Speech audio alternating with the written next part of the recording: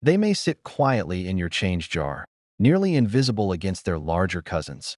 Yet the 1982 U.S. dime holds stories that span presidents, wartime shifts, and enough quirky twists to delight any seasoned collector. Today, we're zeroing in on that very dime, its unexpected rarities, record-smashing auction lots, and the subtle variety hunters scramble to add to their collections. Buckle up, because even small silver-colored discs can carry fortunes and fascinating tales that go well beyond their 10-cent face value. Starting at the beginning, the Roosevelt dime first rolled off presses in 1946, honoring the late president's fight against polio. By 1982, the design had become familiar ground. Franklin D. Roosevelt's profile on the obverse, a torch flanked by olive and oak branches on the reverse. But that year marked one of the busiest mint runs in post-1965 copper-nickel clad production, with Philadelphia and Denver combining for over 5 billion pieces. Despite the enormous numbers, subtle die quirks elevated a precious few into the realm of real rarities. Beyond its place in the Roosevelt series, the 1982 dime reflects the mint's evolving technology. Blanched dies gave way to longer-lasting varieties, and hidden in those tools were the seeds of error coins. Collectors learned to examine every curve of Roosevelt's hair and every notch on the torch. A minor die crack here, a slightly misaligned strike there, and suddenly a common date transforms into a crown jewel. In fact, some examples show microscopic die chips near the rim that, under magnification, resemble tiny comets streaking across the field, a feature that today draws gasps in coin show aisles. When it comes to pinpointing rarity, few varieties outshine the 1982 D repunched mint mark. It begins as a standard Denver D, but look closely and you'll spot a ghostly second impression shifted slightly to the lower right. Only an estimated 1,000 or so of these circulate, and many remain unrecognized in old albums or change rolls. The moment a savvy collector spots that doubled mint mark under a loupe, it can spark a scramble because certified examples routinely fetch multiples of an ordinary MS65. Proof lovers aren't left out either. The 1982 proof dime entered cameo territory that year, frosted devices against deep mirror fields. PCGS eventually recognized a small subset as PR69 deep cameo, and only a handful climbed into PR70. At a 2017 Heritage auction, a lone PR70 DCM brought $2,500, a surprising sum for a proof of a clad coin more than 3 decades old. It proved that even without silver content, the interplay of frost and shine could captivate bidders. Numbers tell part of the story, but auction records supply the rest. In October 2019, a PCGS MS68 example achieved $1,800, marking one of the highest grades ever confirmed for a business strike.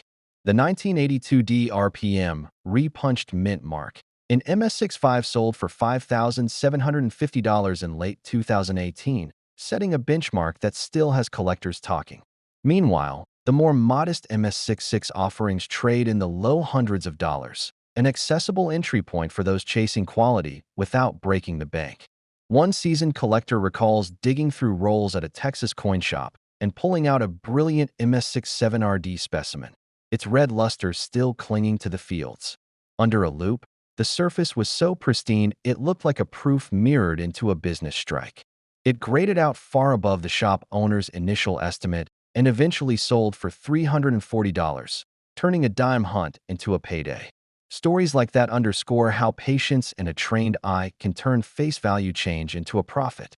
Beyond mint marks and proofs, a handful of 1982 dimes exhibit die cracks that fan out beside Roosevelt's neck. Those cracks form tiny islands in the fields, and in rare cases they converge to right initials. Some collectors swear they can make out FR for Franklin Roosevelt.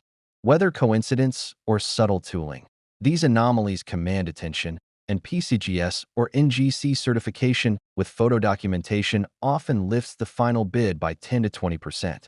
Of course, most 1982 dimes still circulate, and their values ebb and flow with condition.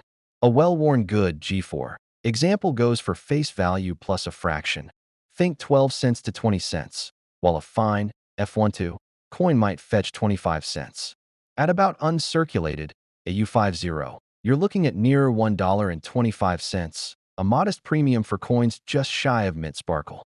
These grades remind us that even a small increase in detail and strike sharpness can translate to serious collector interest. Once you cross into uncirculated territory, values climb more steeply. An MS60 typically trades around $2, but by MS63 you're in $7.10 territory, and MS65 examples hover between $18 and $25. Rarer still, MS66 coins can demand $75 or more, especially if they retain vivid red luster. Those ambitious enough to chase MS67 can easily invest $200 to $300, often justified by the sheer scarcity of such high-grade examples. Collectors keen on error coins also hunt for off-center strikes and clipped planchets among the 1982 run. While a 5 to 10% off-center can command $20 to $50, more dramatic misalignments, think 20%, 30%, or greater, climb into the hundreds. The boldest misprints sometimes attract novelty seekers more than traditional Roosevelt enthusiasts, but at a major show, even a 50% off-center example can spark lively bidding. A final twist, some 1982 dimes have barely perceptible die rotations, where the die shifts slightly between obverse and reverse strikes, creating coins that look crooked in the hand. Though subtle, once you know what to look for, these varieties offer a new way to explore a seemingly common date. Certification often helps to cement interest, since it removes any doubt about whether you're looking at a mint anomaly or just playing tricks on your eyes. After uncovering the 1982 dime's backstory, identifying markers, market highs, and condition curves, it's clear that even the smallest coin can deliver big thrills.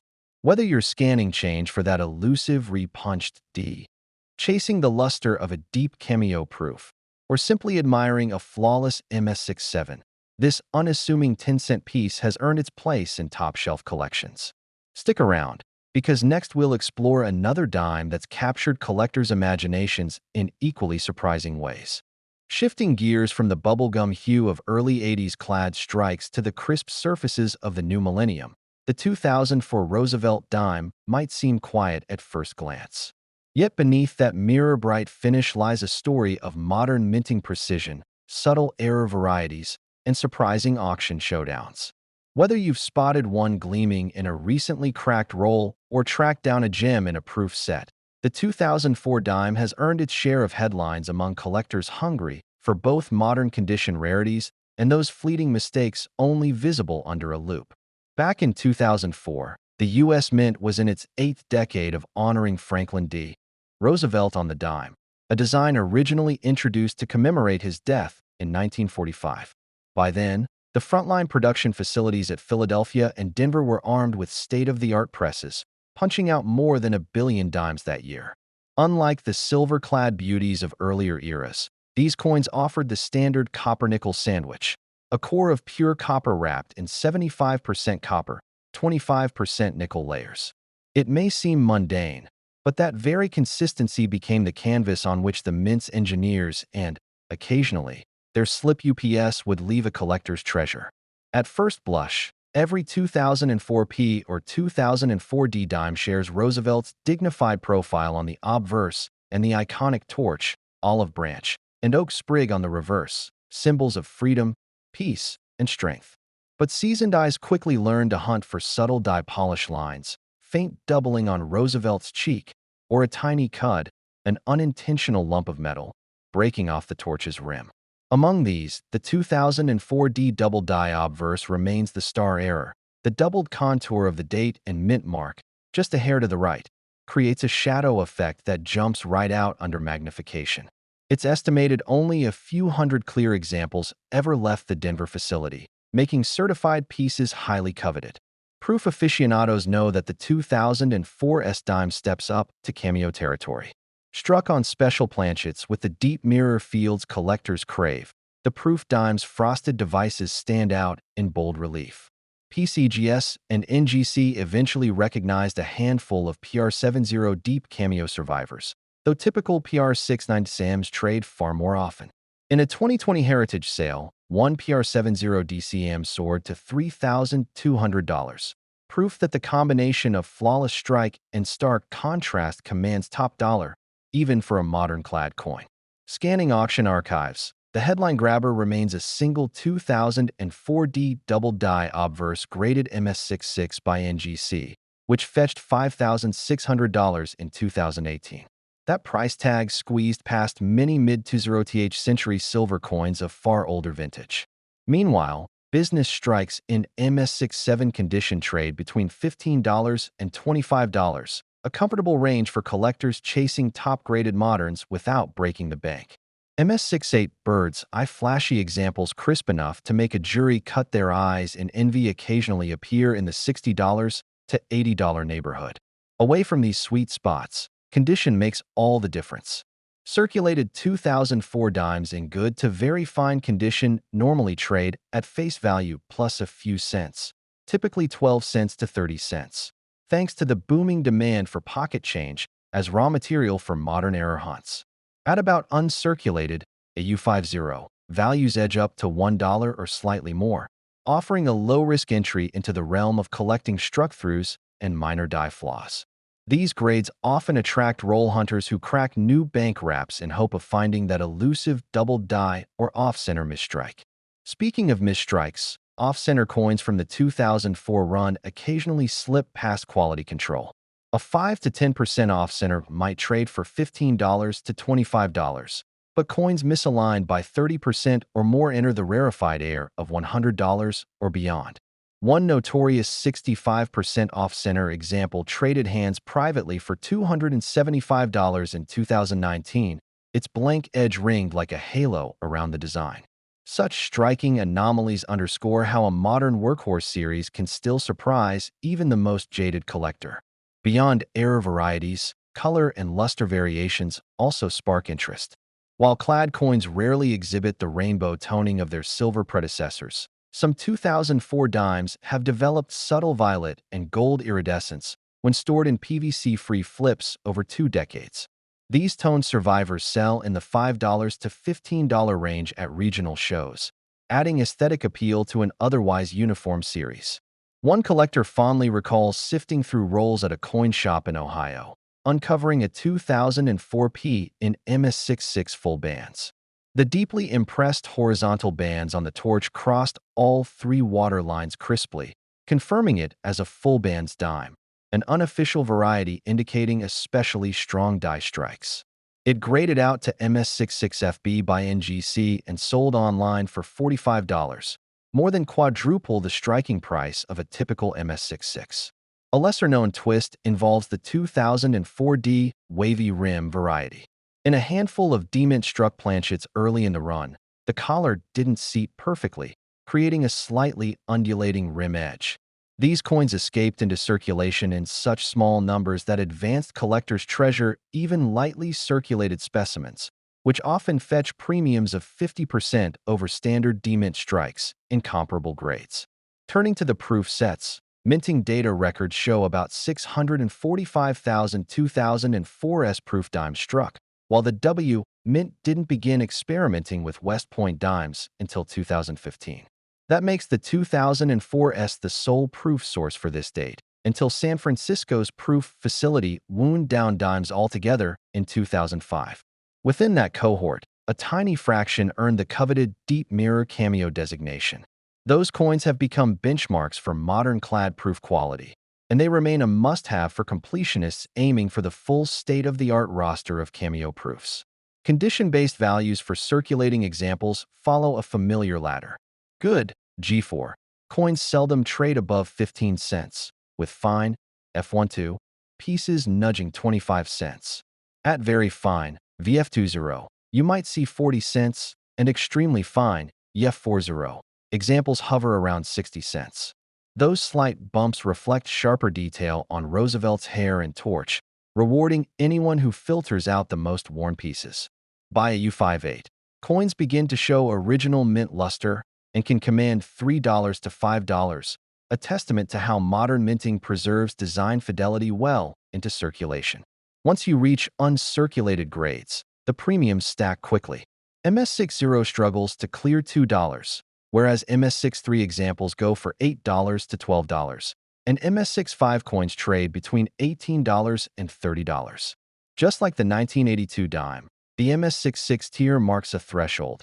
These coins exhibit razor-sharp detail and full luster, often valued at $50 to $75. Breaking into MS67 territory takes a coin with no visible handling marks and flawless surfaces, typically commanding $120 or more if straight graded. For variety hunters, Silver NG the Cake are 2004 RPMs, repunched mint marks. Though they don't occur on every planchet, the strongest examples show a faint secondary D ghost just below and to the left of the primary mark. Certified MS65 RPMs often fetch $200 to $250, and if you find one with strong doubling and full bands, you may have the centerpiece for your modern-era cabinet. Stories of chance discoveries keep collectors coming back to roll hunting. A Florida dealer once recounted a customer who flagged a 2004 P with a faint lamination peel crossing Roosevelt's jawline, almost invisible until light caught it at an angle. That coin, once slabbed as MS67 with a details, altered notation, sold for $320, a reminder that even a minor planchet flaw can rocket value, provided the story resonates. From rare double dies and RPMs to cameo proofs and off-center marvels, the 2004 dime proves that even a modern clad coin can offer endless variety. Whether you're hunting rolls, scanning proof sets, or pounding auction gavel, the dime of '04 rewards a vigilant eye and patience. This small coin may lack silver content, but its assortment of mint anomalies and condition rarities shine brighter than many older pieces with intrinsic metal value. As you tuck away a 2004 D double die or set aside a deep cameo proof, you'll realize that collectible excitement isn't reserved for centuries past. It lives on in every shiny 10-cent piece minted yesterday, today, and tomorrow.